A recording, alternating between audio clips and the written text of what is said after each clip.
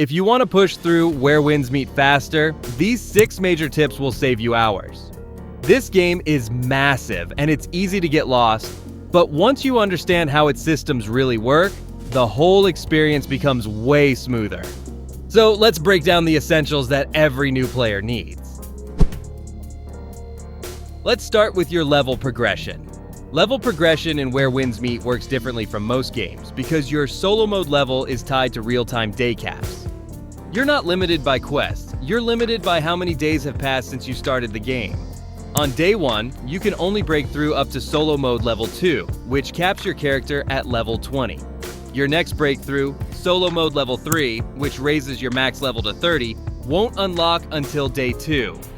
After that, level 4 unlocks on day 3 with a cap of 40, and so on. This means any experience you earn above the current cap gets stored automatically until the next breakthrough becomes available. This is very important because your martial arts, mystic skills, and talent progression all rely on your solo mode level. Now let's talk about Oddities and your first free martial art. You can't miss this quest because it's one of the first things you'll encounter after getting the map. You'll find a guy stuck inside some stones, and once you help him out, he gives you fire arrows and sends you to collect an oddity from a nearby tree. Just shoot down the beehive, pick up the oddity, and bring it back to him. After submitting it, you'll get a pop-up that lets you choose one martial arts skill out of 4 picked, whichever fits your style. I chose Infernal Twin Blades on my main account and the Umbrella on my second one. Infernal Twin Blades is best in my opinion because of its special skill, which increases your damage output for a certain period of time. You can also choose Vernal Umbrella if you like range playstyle or Thundercry Blade for tank playstyle. I will cover more on this in a separate video. From here, don't randomly unlock oddity nodes. Read their effects before spending anything. The first 2 you want are Shadow Assault and Adaptive Steel Innerway. Shadow Assault boosts Assassin Mystic skill range and adds 10% more damage. Amazing for clearing outposts or bandit zones. Adaptive Steel is even crazier. It gives you a martial art effect based on your current weapon. Spears ignore 12.5% physical defense. Dual Blades get 25% bonus martial art damage after a perfect dodge for 8 seconds, and the other weapons get similar benefits. Once those 2 are secured, grab max HP and max physical attack nodes, then unlock the 2 boss focus nodes, 5% more damage to bosses and 5% damage reduction in Qinghe. After that, pick whatever you want. Next, your area exploration progress. Every region has its own exploration level, and hitting level 4 should be your early game priority, because right at level 4, you unlock the Afterglow Pendant. This allows you to use Lightness Skill and Wallstride, but to unlock this Lightness Skill, you must complete a short legacy quest called Afterglow. Just talk to the fisherman you'll find at this location, and he'll explain the basics of meteor flight. After that, he'll put you through a short test where you must hop across a series of jars without falling into the water. The challenge isn't difficult, you can finish it in a couple of tries. Once you succeed, he rewards you with the Lightness Skill itself along with the spear required to perform it. But remember, you can only use the skill freely after you reach 4,000 exploration points and obtain the Afterglow Pendant. Now, to reach level 4 fast, unlock every teleport you see. Each one gives you 50 exploration points. While you're traveling, open every chest along the way. After that, run your main story quests, legacy quests, the marked books on the map, and clear outposts for a solid exploration boost. All of this stacks extremely quickly. Next, your talent points. Don't ignore these. Every time you earn a talent point, make sure you're unlocking the next node on your main path as soon as possible. Some of these nodes will be locked because they require a higher solo mode level, and that's something you can't speed up. But what you can speed up is how many talent points you get. You can gather plenty of enlightenment points from main story quests, side quests, legacy quests, and even from opening chests, and these all convert into extra talent points to help you progress faster. Your first talent will be Divine Craft Fire, which lets you enhance your weapon with fire damage. But following should be your high priorities and unlock them ASAP. Surging Meridian is a lifesaver. If you take a fatal blow once, it instantly restores 20% of your HP and grants 3 seconds of invulnerability, letting you escape a deadly moment. It only works in solo mode and only becomes available after you reach 5,000 hit points.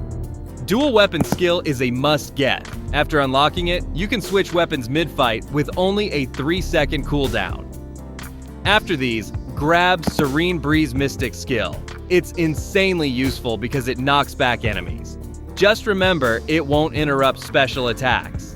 Later you'll grab Divinecraft Poison and Water, additional Mystic skill slots, and eventually big boosts to max physical attack and minimum physical attack.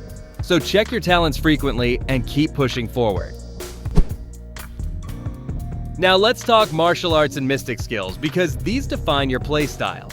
You can unlock some martial arts very early, and even if you don't plan to use all of them, it's worth unlocking because it gives experience points, exploration points, and other currencies. To unlock new martial arts, open the Abilities tab and go to the Martial Arts section. Scroll down to any skill that shows as locked, click the one you want, and press the Obtain button in the bottom right corner.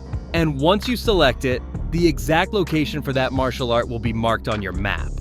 To actually access these locations, you'll need a Dragon Key, which you can earn by clearing outposts. Once you have one, head to the marked spot, sneak your way past the guards without getting caught, reach the Grand Master's place, and then copy the martial art from him.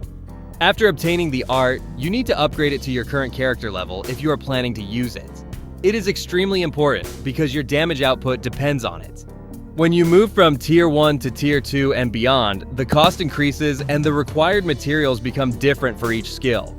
You can get most of these materials easily from the Season Shop casket, so make sure you're checking that regularly. Each tier you unlock makes the existing effects stronger and unlocks new passives. So make sure you break through and upgrade to the next tier.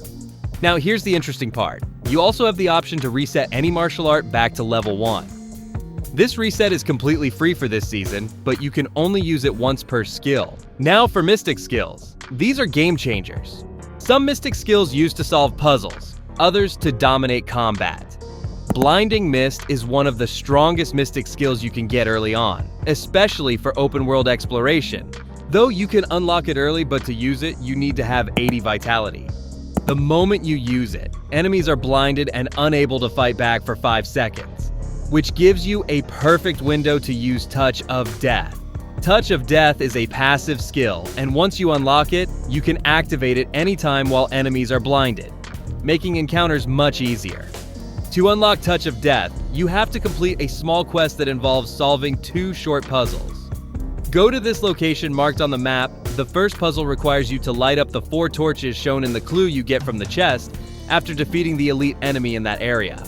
The second puzzle is located in the underground section. After solving the puzzle, the door opens and you can claim Touch of Death from the chest inside. Now, aside from Blinding Mist, there are several other Mystic skills that you should prioritize because they make boss fights significantly easier. Meridian Touch is one of the earliest Mystic skills you can obtain. It's located at the spot where you'll find an immobilized man. Just interact with him and he'll teach you this skill. This one becomes extremely helpful, especially against the final boss of the first region, so don't skip it. Celestial Seas is another early pickup. Go to Heaven's Pier, talk to the man there, and he'll teach it to you. This skill lets you snatch weapons straight out of an enemy's hands and throw them back for heavy damage, which is amazing. And then there's Guardian Palm, one of the strongest Mystic skills for dealing raw damage. It has a wide area of effect, making it valuable against both groups of enemies and bosses. To unlock it, you need to have access to the third part of the first region and complete the side quest where 1,000 Buddhas wept.